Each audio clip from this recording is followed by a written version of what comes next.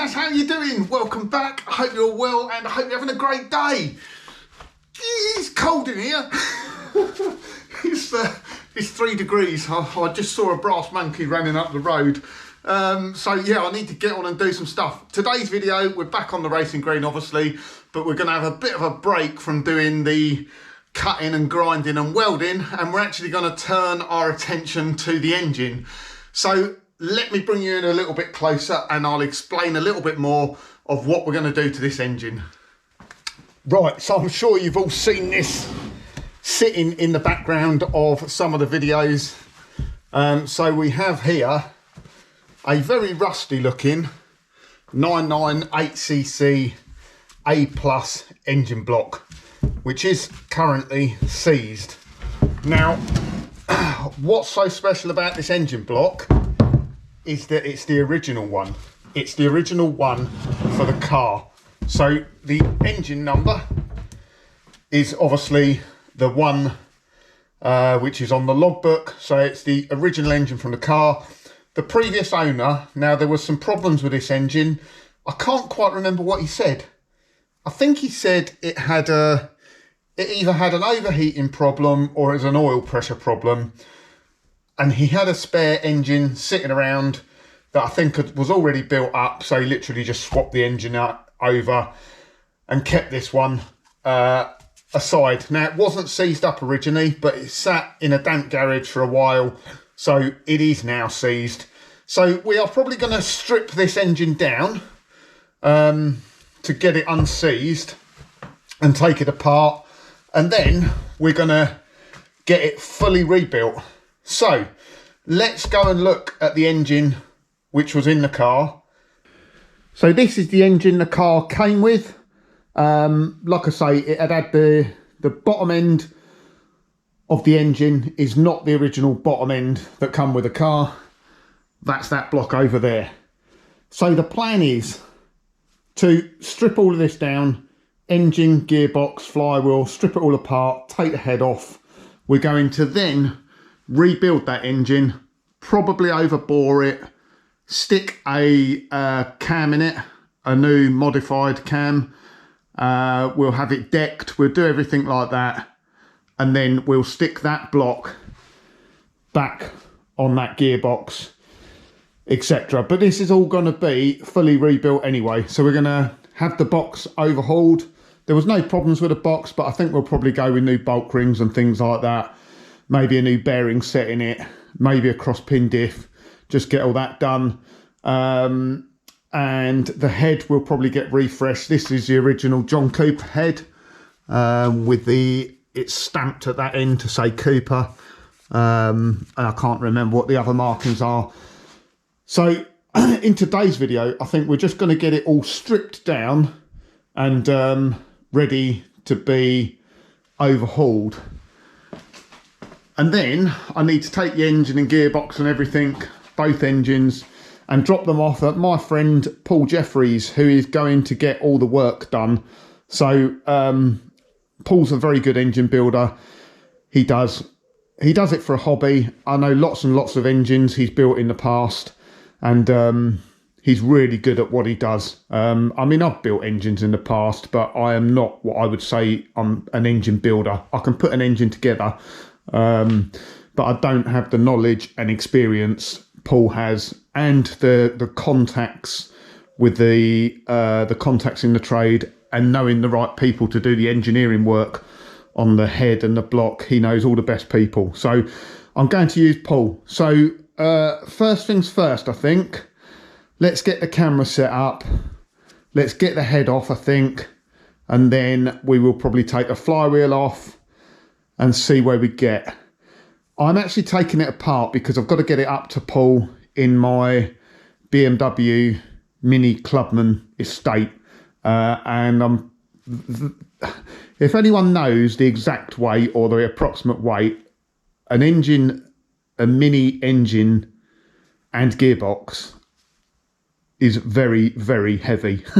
So it needs to be craned into the back of the car, and I just don't think there's the height between the boot floor and the roof to be able to get the crane in there with an engine dangling on the bottom of it.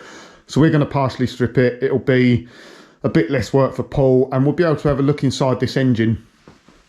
So this engine was actually okay. It ran fine. It did smoke a bit, it did rattle a bit, but it had been rebuilt previously, so it's a bit of an unknown entity. But let's get it stripped down, and we'll go from there.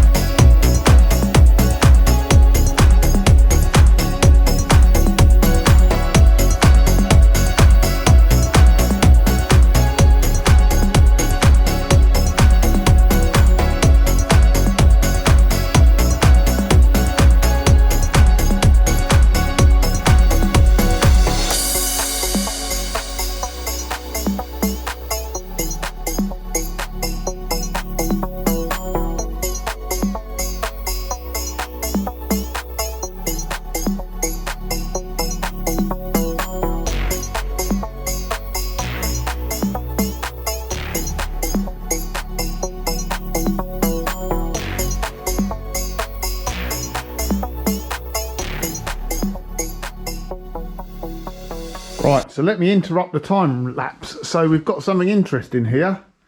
So I don't know whether you can make that out on the video, but it says plus 30 on the pistons. So this engine is an overbore already. I can't see it on that one actually. Oh, that's odd.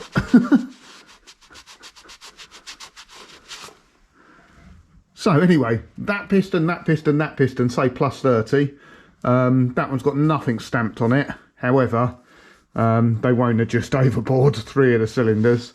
But yeah, that's, don't know what make pistons they're going to be yet. No indication of that yet. But yeah, anyway, so that engine is already been overboard, that plus 30. And more importantly, these are dished pistons. Now, when I go over and look at the original engine, I've just cleaned up quickly to have a look at the markings on these pistons, but as you can see, they're flat top. So the difference that'll make is with those dish pistons, the compression ratio will be lower. So that's not right. So obviously John Cooper, when they've done these conversions, the heads would have been built and made to meet a specific compression ratio. By fitting it to an engine with dish pistons, you're going to have lowered the compression ratio. So that could have a hit on performance. Like I say, this is the original John Cooper head. I've not cleaned it up in the corner, but you've seen it on previous videos. It's stamped Cooper. It's got some markings on there. It is also, I don't know whether you can see there, but it's got the double valve springs. And if I turn it over, You can see it's obviously had porting work done on the exhaust and inlets. The valves will obviously be enlarged, although for me, I'm used to seeing a 1275 head which has much bigger valves in. I'll measure those valves, and maybe I'll insert it somewhere on the video to say what size they are. That's the head gasket. Now that head can't have been on there very long, but it already looked like the head gasket was probably starting to blow around this end, or would have started blowing anyway, judging by the discoloration there. And I'm not quite sure. I will probably take the valves out here, have a feel around, see how much play there is in the stems. Obviously it'll be refaced, but we'll need to make a decision on whether we're going to fit new valve guides and things like that. They're obviously the 1.5 to 1 roller tip rockers. Again, I need to go through all of them just to see if there's any wear on them. Yeah, hopefully there's not, but I need to check them anyway. Right, let's get back to stripping this engine down. So I think the next step will probably, I'll tidy up some of the bits. We'll probably take the clutch off next, the clutch housing, and then the clutch, which is always a battle on the Mini.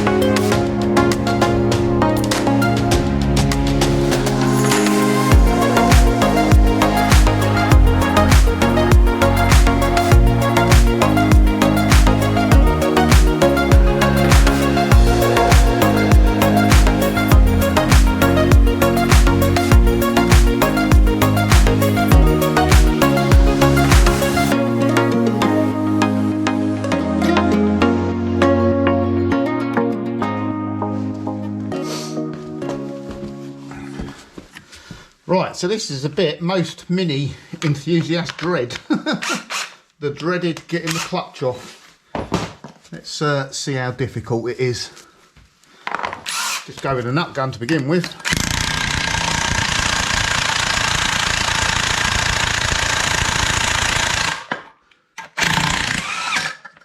Look at that, eh?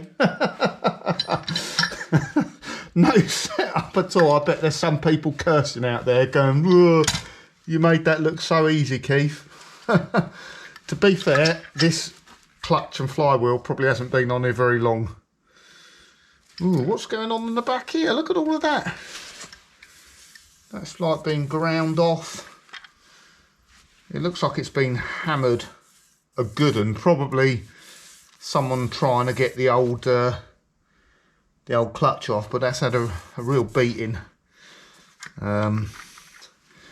So we'll pull this apart on the bench and have a look inside of that clutch, see what it's like. I think it was new, but as you can see down the bottom here, that rear main has been leaking, hasn't it? Not the end of the world though.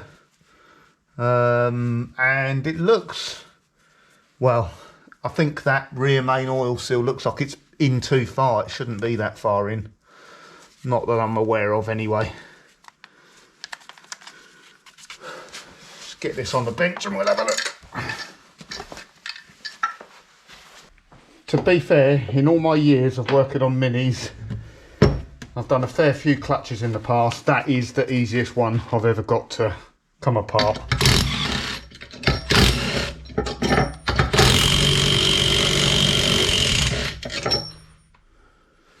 even sometimes when they've literally been only fitted for a few weeks, trying to get them off again can be a flipping nightmare.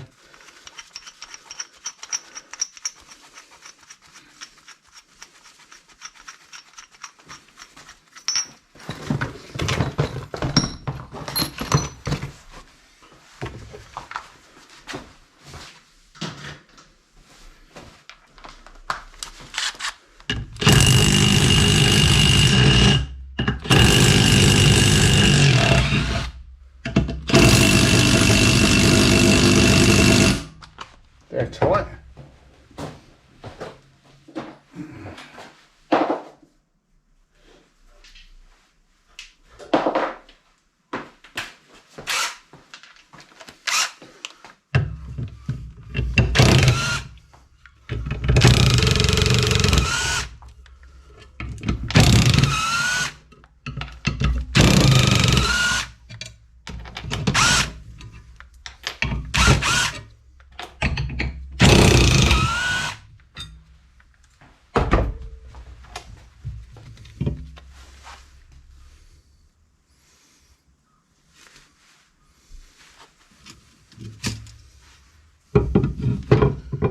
So there we go, our clutch. It looks to be in pretty good condition, to be honest.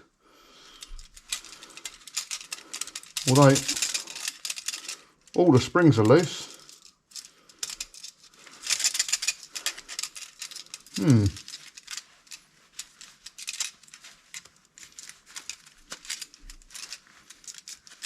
They're all very loose actually. Can't see what make the clutch is either. And it is, unfortunately,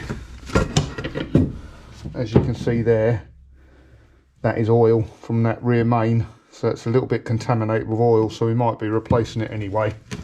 And can you see the back of that flywheel now, how messed up that is? Yeah, so it's not the end of the world, it's just where someone's, it looks like someone's had a bit of a go at getting that out before and it's been stuck on. So there's our clutch assembly. What next? The transfer case has got to come off.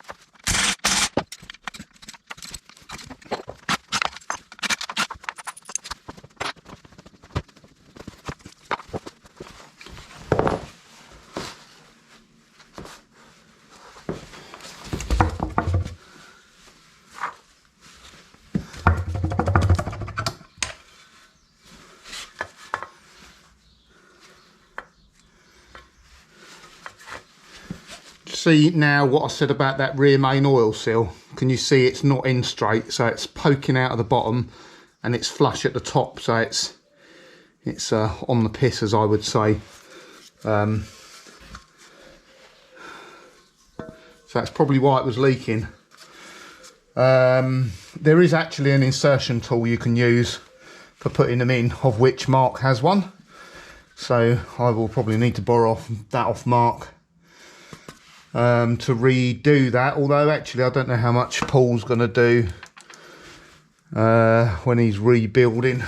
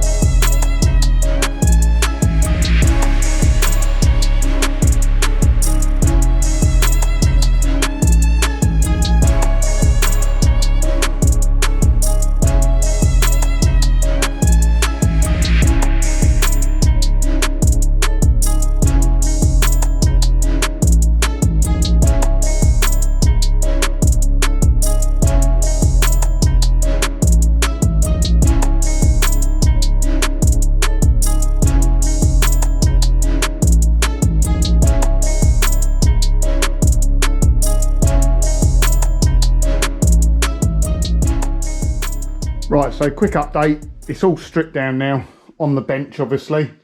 So like I say, don't know how well it'll come out on camera, but these pistons are marked plus 30. So that'll be plus 30 thousandths of an inch, which is about 0.8 of a millimetre.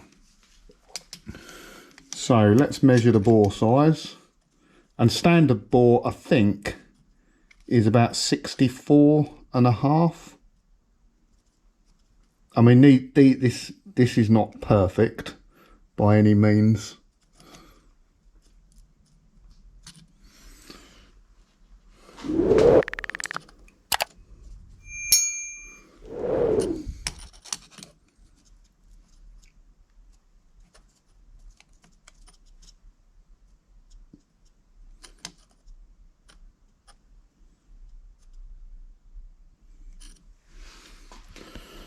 So we're getting a reading of about 65.1.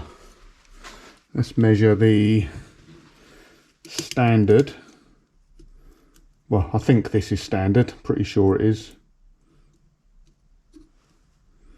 64.35. So what did I say? About 0.8 of a mil? Yeah, so that engine is plus 30 thousandths of an inch. I've taken all the followers out, so the followers are pretty ropey, to be honest. The camshaft, let me turn it upside down quickly. So just a quick visual inspection. Everything don't look bad in here actually. The camshaft looks okay. There doesn't appear to be any play in anything. So yeah, this actual block is actually pretty good. However, like I say, we want to get back to a matching numbers car, so we want the original block in there. Now, I don't know whether that's too far gone. In fact, really, nothing's ever too far gone. It's just things like that end of that crankshaft there. I don't know whether that can be dressed back up. Obviously, this one needs stripping apart. We might just knock the pistons out of that in a moment. But yeah, what next? Let's have a look at the gearbox next. And this is obviously our gearbox. Now, I'm definitely not an expert on gearboxes. I've built a few basic gearboxes in my time, but I'm not an expert on mini gearboxes. It all looks pretty good though. There's no chipped teeth or anything like that. I've just had a quick poke around in there. So I think, again, this will go up to Paul. I think it's just going to have a bit of a freshen up. Like I say, maybe a new set of bearings.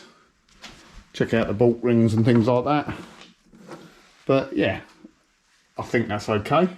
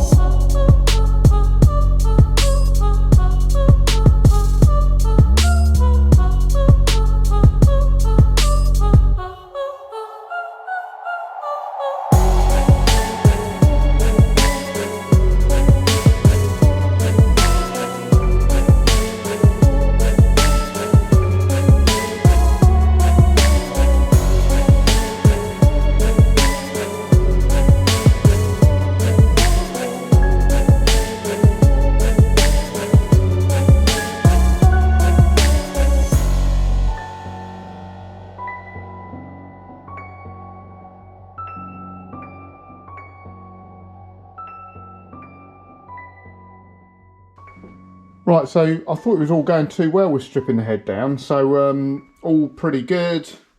Hardly any play on the valve guides, which is good. Everything seemed okay till I got to these last two valves. The inlet valve just started to pick up a tiny little bit as I was pulling it through the guide. To be honest, that could have just been where the collet has made a bit of a lip or something like that, so I just cleaned it up with some emery paper and it comes through okay. But this valve here, this last exhaust valve, had a massive lip on the tip of the valve. Now, I can't understand why it would have such a big lip up there. Almost like someone had, you know, hammered it.